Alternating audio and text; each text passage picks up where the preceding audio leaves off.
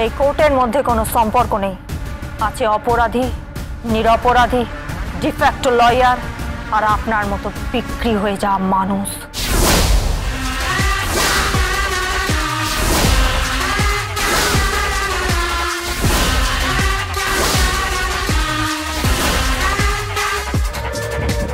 কে?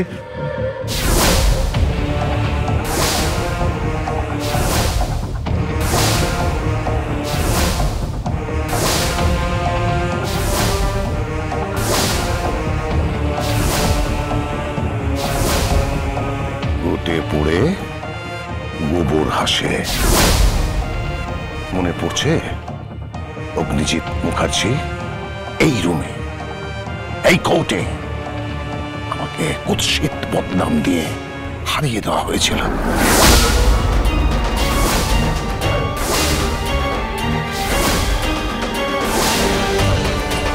আমি নাকি টাকা খেয়েছি। আজকে কেস কিন্তু ঘুরে গেছে। আজ এই রুমে, এই কোর্টে প্রমাণ হয়ে যাবে যে আপনি টাকা খেয়েছেন। আপনি অনেক টাকা, মোটা অঙ্কের টাকা ওই রাজনীতিবিদ হিরণকান্তি ব্যানার্জির কাছ থেকে শুধুমাত্র ওর ছেলে কৃপান ব্যানার্জিকে নিরপরাধ প্রমাণ করার জন্য। আর তার জন্য আপনার বাড়ির পরিচারিকা তাকেও আপনি বলি দিতে উদ্যত হয়েছেন।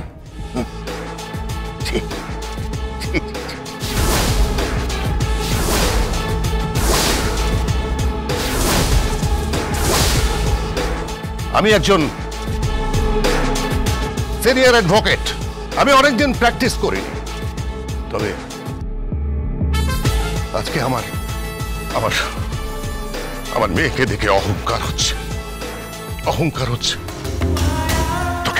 তোকে কুর্নিশ মা, তোকে কুর্নিশ।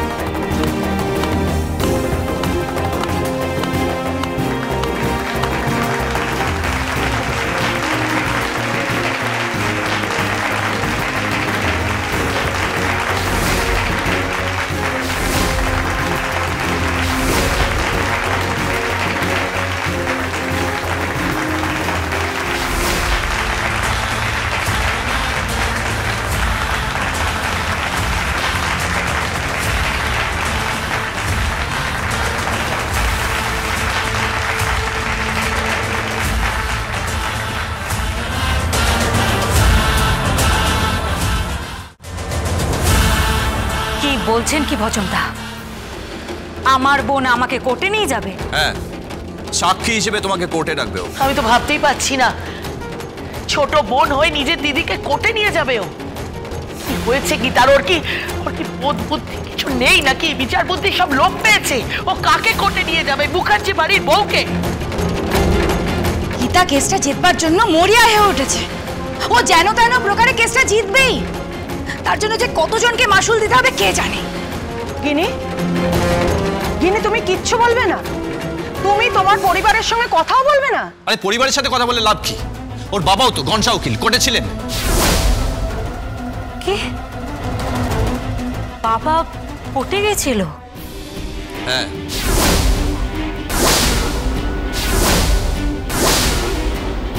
অ্যাডভোকেট গণেশ গাঙ্গুলি কোর্টে গেছিল?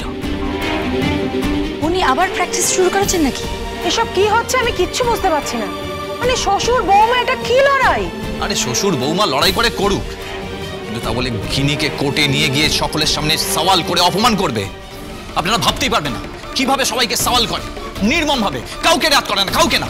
হতে পারে না, এই হতে পারে না।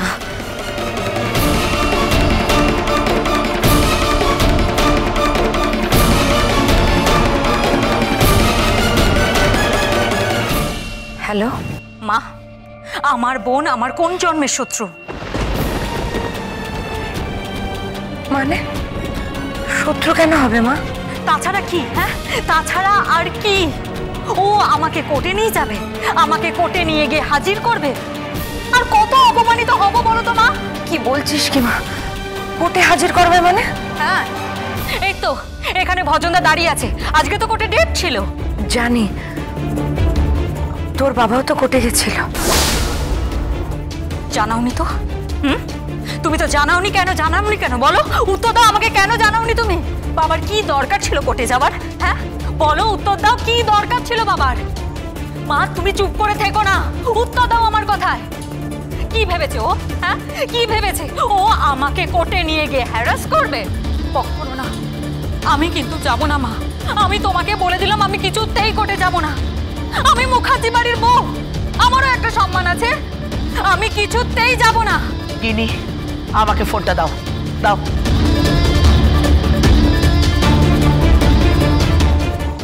হ্যালো, আমি জাগৃতি মুখার্জি বলছি। হ্যাঁ বলুন। এটা কি হচ্ছে? বন্ধ করুন, আমি বলছি বন্ধ করুন। আপনার ছোট মেয়ে তার দিদিকে কোর্টে নিয়ে যাবে, আমার আপত্তি আছে, আমার প্রবল আপত্তি আছে।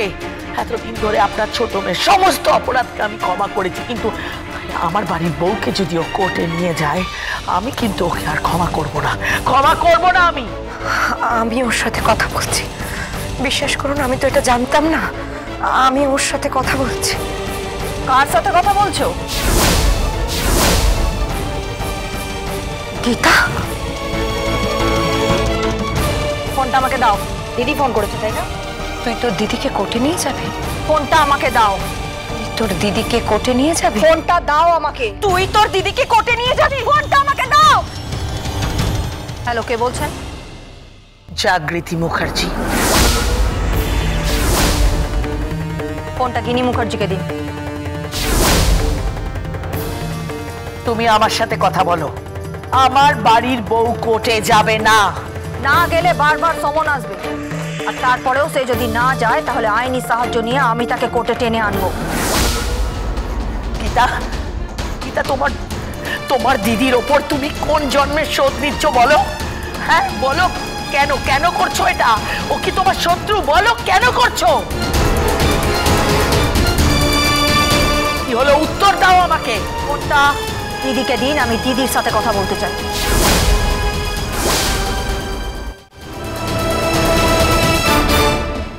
গিনি তোমার সঙ্গে কথা বলতে চায়।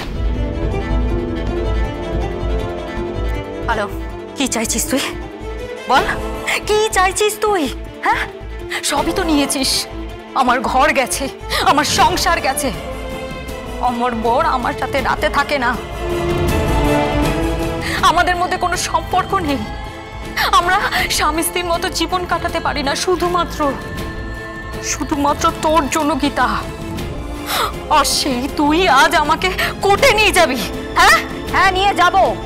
যে কোনো দিন যে কোনো সাক্ষীকে আমি যখন তখন কোর্টে নিয়ে যেতে পারি। বোন, বেনারসি শাড়ি কিনেছিলিস তাই না?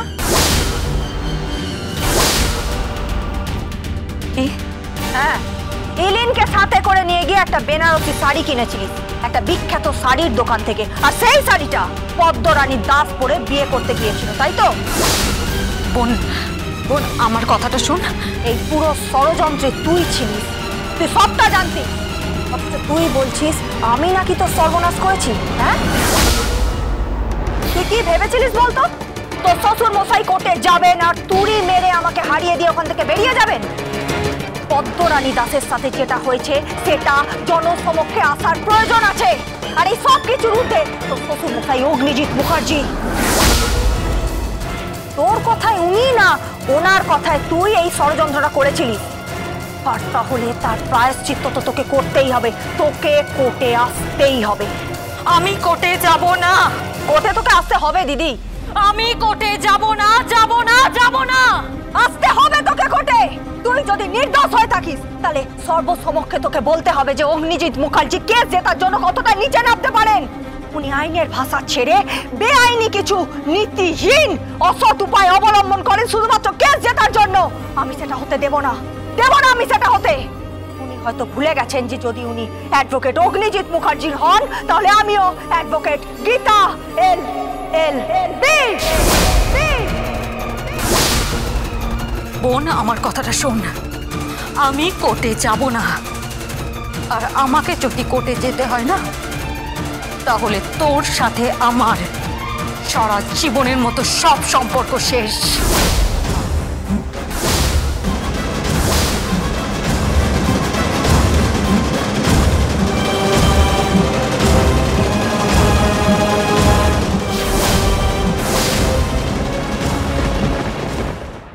দিদিকে কোর্টে নিয়ে যাস না গীতা। মাফ করো মা, কোর্টের প্রসিডিংস যেভাবে হয় সেভাবেই হবে। আর ক্রিমিনালকে তো সাজা পেতেই হবে মা, পেতে হবেই। গীতা কোনোভাবেই এই কেসটা জিতবে না, যতই চেষ্টা করুক। তার কারণ আমাদের হাতে আসল সাক্ষী রয়েছে, পদ্মরানী দাস। গীতা LLB।